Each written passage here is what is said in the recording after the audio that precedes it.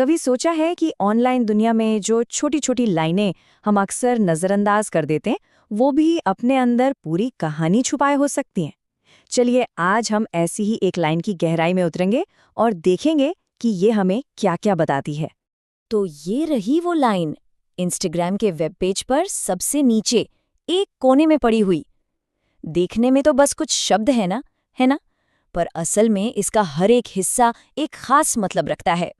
तो सवाल यही उठता है कि आखिर टेक्स्ट की ये एक छोटी सी लाइन अपने अंदर क्या-क्या राज छिपाए हुए है। इस विश्लेषण में हम इसके हर शब्द को खोलकर देखेंगे और पता लगाएंगे कि ये हमें क्या बताती है। शुरुआत करते हैं सबसे पहले हिस्से से।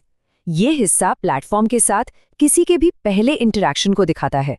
मतलब एक सीधा सा चुनाव, अंदर आना है या बाहर ही रहना है। लॉगिन और साइन अप, ये सिर्फ दो ऑप्शन नहीं है। ये एक तरह से प्लेटफॉर्म का एंट्री गेट है जो पुराने मेंबर्स को नए लोगों से अलग करता है। हर किसी का सफर यहीं से तो शुरू होता है। या तो पुराना वाला जारी रहता है या फिर एक बिल्कुल नया शुरू होता है। अच्छा, अब थोड़ा और आगे बढ़ते हैं। लाइन का अगला हिस्सा हमें बताता है कि इस प्लेटफॉर्म के पीछे असल पावर किसके हाथ में है, इसका मालिक कौन है। इसे समझने के लिए पहले पेरेंट कंपनी का मतलब समझ लेते हैं। सोचिए, ये एक बड़ी कंपनी है जो कई छोटी छोटी कंपनियों को कंट्रोल करती है। मतलब सारे बड़े फैसले यही लेती है। अब देखिए, यहाँ इंस्टाग्राम फ्रॉम मेटा लिखा होना कोई इत्तेफाक नहीं है। ये एक सोची समझी ब्रांडिंग है। ये साफ साफ बिना किसी शक के बताता है कि असली बॉस कौन है। कंट्रोल मेटा के पास है। और अब आते हैं इस लाइन के सबसे कह सकते हैं रहस्यमय हिस्से पर। एक ऐसा हिस्सा जो थोड़ा अजीब भी है और थोड़ा कंफ्यूजिंग भी। लेकिन इस रहस्य को सुलझाने से पहले ये जान लेते हैं कि ये कॉपीराइट का निशान होता क्या है। सीधे शब्दों में ये एक कानूनी ताला है। ये कहता है कि ये मेरा काम है और मेरी इजाजत के बिना इसे कोई इस्तेमाल नहीं कर सकता। तो कॉपीराइट के साथ जो तारीख लिखी है वो है 2026। जी हाँ, 2026। एक ऐसा साल जो भी आया भी नहीं है। ये भविष्य की तारीख है। ये टाइमलाइन इस अजीब बात को और भी साफ कर देती है।